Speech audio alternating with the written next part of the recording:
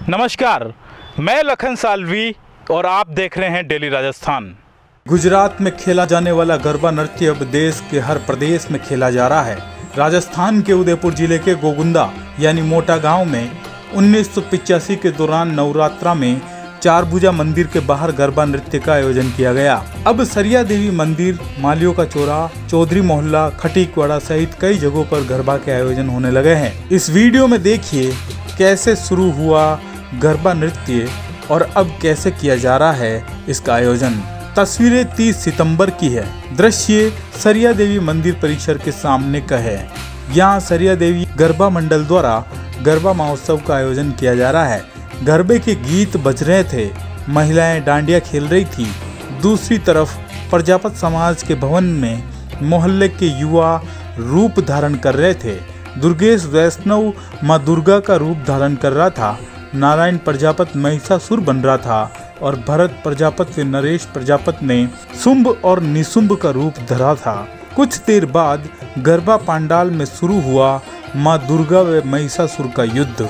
कहा जाता है कि महिषासुर व माँ दुर्गा के बीच 9 दिन तक युद्ध चला था। 10वें दिन माता ने महिषासुर का वध कर विजय प्राप्त की थी, इसलिए उस दिन को विजयदशमी के रूप में मनाया जाता है। यह बहुत ही आकर्षक नाटक था। ऐसा हर साल होता है। रोजाना एक न एक सांस्कृतिक प्रस्तुति भी यहाँ पर दी जाती है। यहाँ के दयालाल प्रजापत, दयालाल चौधरी, दिलीप कुमार टेलर जैसे लोग इस गरबा मंडल के संरक्षक हैं। हर साल इस महोत्सव के आयोजन के लिए कार्यकारिणी गठित की जाती है। अध्यक्ष मनोनीत किया जाता है। इस साल युवा रमेश वैष्णव को अध्यक्ष बनाया गया है। युवाओं की टीम इस आयोजन को सफल बनाने में जुटी हुई है। सन 1989 में एक किशन जी माली करके थे, तो उन्होंने यहाँ छोटे रूप में 5-4 लड़कियाँ थी और 2-3 वो थे, उदयलाल करके था प्रजापत, और उन्होंने मिलकर के 1-2 दिन का वो गरबा रखा। छोटी शुरुआत हुई जिसका खर्चा 65 रुपये आए थे। फिर बाद में धीरे धीरे 1-2 साल तक शिथिलता में चला, क्योंकि शर्म करते थे लोग बाग। लेडीज आती नहीं थी, लड़कियाँ आती नहीं थी, और लड़के थे 2-4-5 साल जो वो करते थे। एक टेप बजा करके, टेप रख करके उसके ऊपर होता था।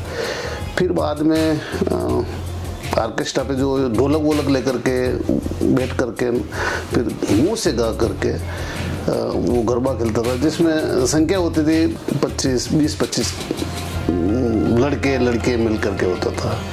धीरे धीरे उसका जो रूप था वो पहले तो माता जी का जो मंदिर है, सरदेवी माता जी का मंदिर, उसके सामने होता था ये छोटे रूप में।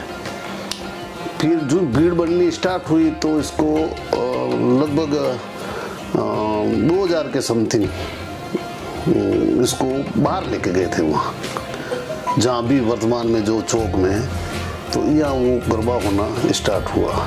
उससे पहले चारभुजा मंदिर के वहाँ गरबा होता था। सबसे पहले जो गरबा जो स्टार्ट किया था वो सोनी समाज ने चारभुजा मंदिर के बाहर स्टार्ट किया था। तो वहाँ पे भी वो गा करके बजा करके फिर वो गरबा होता था, लेकिन वहाँ जगह बहुत छोटी थी। वो जगह तो इतनी सी है, वहाँ होता था। फिर वहाँ वो अपने से वो खेलते थे, हम भी जाते थे वहाँ, सहयोग करवाते थे उनका। फिर माल्या का चौरा में स्टार्ट हुआ, वो बंद हो गया प्रताप चौक वाला। फिर माल्या को ये हमारा इधर स्टार्ट हो गया चारभुजा मंदिर के सामने वाला, और ये साथ में चले 2 साल, लेकिन फिर वो उन्होंने बंद कर दिया चारभुजा वाला। ये वो उस रहा है। और ये कल्चर अचानक से कैसे आया, इसके बारे में भी कुछ अंदाजा? गोगुंदा में तो इस कल्चर को लाने का मुख्य श्रेय सोनी समाज को है, जो चारभुजा के बाद। तो ये क्या है, इनके जो रिश्ते हैं सोनी समाज के, वो खेड़ ब्रह्मा से। तो खेड़ ब्रह्मा गुजरात में आता है, तो ये उधर जाता है, देखते थे, तो इन्होंने वो शुरुआत की। फिर धीरे धीरे ये 1 से 2 हुआ, 2 से 3 हुए। सरिया देवी गरबा मंडल में कई सालों से आपकी सक्रिय भूमिका दिखती है। अभी भी आप बढ़ चढ़ के भाग लेते हैं, इतनी व्यवस्थाएं करनी रहती है। तो आपने जब शुरुआत किया था, क्या क्या व्यवस्थाएं थी, क्या क्या करते थे? और अभी के सालों में, जब से आपने शुरू किया उसके बाद में अभी तक में आपने भी बहुत सारे बदलाव किए हैं। क्या क्या बदलाव हुए? मतलब पहले ये जो सारी चीजें थी, हमने तो जब शुरुआत की थी एक बार तो हम टेंट के जो पैसे ज़्यादा लगते थे ये डेकोरेशन वाले में, तो ये हम खुद खरीद के ले आए थे, हाथ से लगाते थे। एक बार ऐसी नौबत आई कि टेंट वाले के लेबर नहीं थी, तो उसने कहा सामान ये पड़ा ले जाओ, नाथूलाल जी बोलावत करके थे, तो हाथों हाथ ला करके हम लोगों ने ये टेंट खींचा था, जिसको झिल मिल ये लाइटिंग वाइटिंग की थी। हर बार कुछ न कुछ नया करने की सोचते हैं। बीच में हमने बाहर से नाथद्वारा से जो मूर्ति कलाकार थे उनको लाए थे, बहुत सारे कलाकार को लाए, बहुत बड़े बड़े वीआईपी मंत्री जो थे उन लोगों को हम यहाँ बुलाए हैं, उनको बहुत बड़ा रूप दिया था। पहले कंपटीशन रखे थे इसको जमाने के लिए, इनामी कूपन ड्रा रखे थे, बहुत सारी चीज़ें ऐसी हर बार कुछ न कुछ नया करना, इनाम देना या प्रोत्साहित करने के लिए औरतों को कैसे बुलाया जाए, उनकी सुरक्षा, अनुशासन।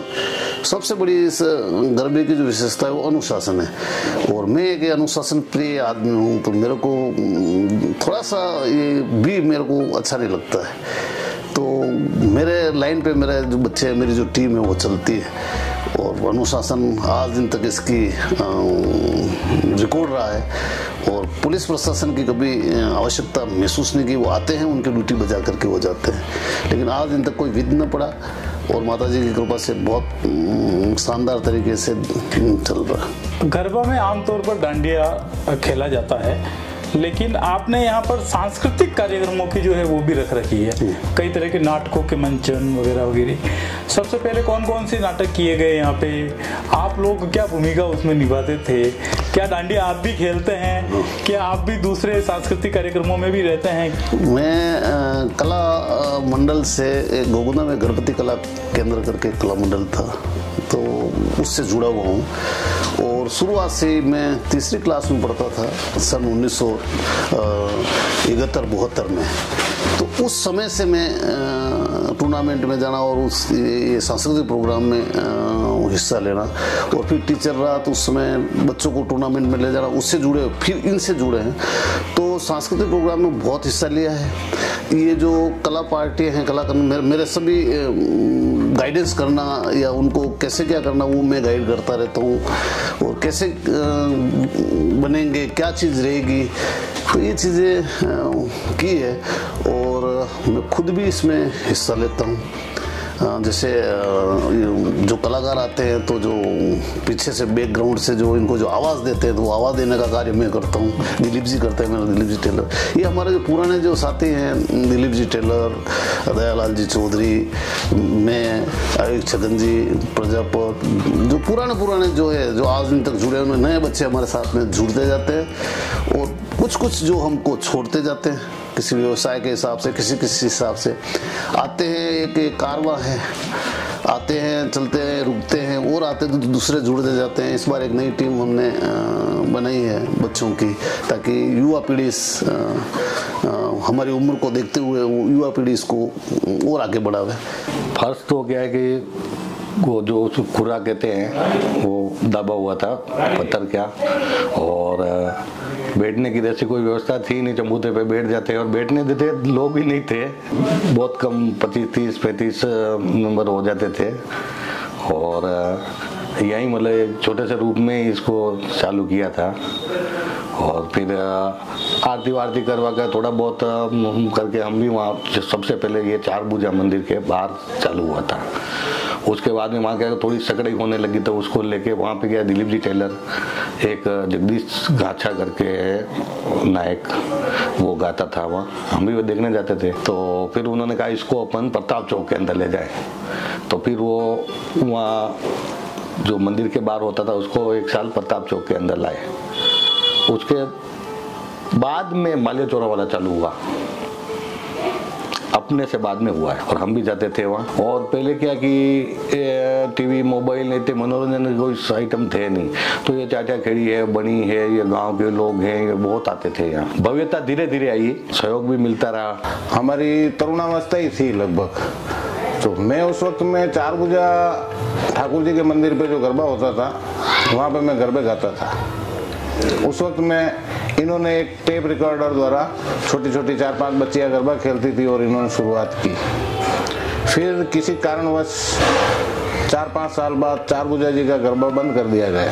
फिर दयालाल जी चौधरी द्वारा मुझे कन्विंस करके और यहाँ लाया गया कि भाई वहाँ आपको गरबा गाना पड़े और चलना पड़े और आप कितना पैसा लोगे। मैंने कहा भाई यार देख, मैं पेशेवर कलाकार नहीं हूँ, मैं सिर्फ माता जी की भक्ति के लिए गाता हूँ और मैं आऊँगा और गाऊँगा। तब से फिर हारमोनियम और ढोलक पे हम कार्यक्रम देते थे और बड़ा अच्छा रहता था प्रोग्राम। फिर धीरे धीरे उसमें बदलाव करके 2 ढोल खरीद के लाए, तो वो ढोल लेके 2 ढोल बजते थे, हारमोनियम ढोलक भी बजते थे साथ में। लगभग 8-10 साल ऐसा चला। फिर हमने कहा कुछ नया बदलाव करें, तो सब ने मिलकर सोचा और पटवारी साहब ने कहा भाई ऑर्केस्ट्रा पार्टी लाना तो कितना पैसा लगे। तो मैं क्या है कि राजस्थानी लोकगीत का भी कलाकार था, तो मैंने संपर्क किया गाने राव के भंवर जी सिसोदिया करके हैं, तो उसके बाद में हम ऑर्गन, पेड और ड्रम वगैरह इस तरह के कुछ इंस्ट्रूमेंट लेकर के और उन लोगों को बुलाया, तो उनके द्वारा हम गरबा करवाते थे। तो साज श्रृंगार वगैरह सब जमाने के हिसाब से चलता था। धीरे धीरे माता जी की कृपा हुई और भक्त लोगों का भी अच्छा साथ मिला। और खास तौर से जो हमारे गरबा मंडल के जितने भी सदस्य हैं, कुछ चले गए, कुछ नए जुड़े, तो उनका आपसी जो संभाव और जो एकता है उसका कोई सानी नहीं।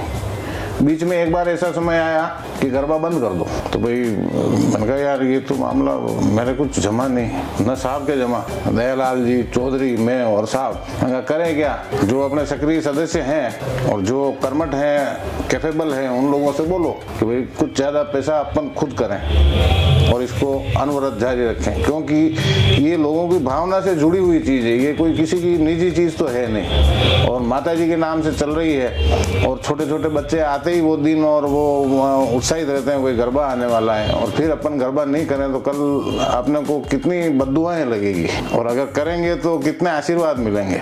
तो ये सोच के हम लोगों ने कहा, साहब ने कहा भाई 11,000 रुपये मैं और सक्रिय सदस्य कितने बनना चाहते हैं। वही मीटिंग में बात हुई गजानन जी, तो 40 सदस्य बने सर, और सभी ने उस टाइम 4-4 हजार रुपये किए कि भाई इस साल हम 4-4 हजार रुपये देंगे और हमें किसी से मांगने की भी जरूरत नहीं। यूं करके उस दिन से हमने वापस मतलब इसको बंद, वो उस कागार पे आते आते वापस हमने रोका। तो आज दिन तक वैसे ही चल रहा है, सभी का सहयोग वैसे ही मिल रहा है। तो अब यही है कि डिसाइड कर लेते हैं भाई कितना खर्चा होगा अंदाजन, और अपने सक्रिय सदस्यों के कितने पैसे आएंगे एक एक के, उतने पैसे सक्रिय सदस्य दे देते हैं। बाकी जो जनता जनार्दन का सहयोग होता है भक्त मंडल का और देते हैं लोग, तो वो मिला के और बड़े प्रेम से चल रहा है।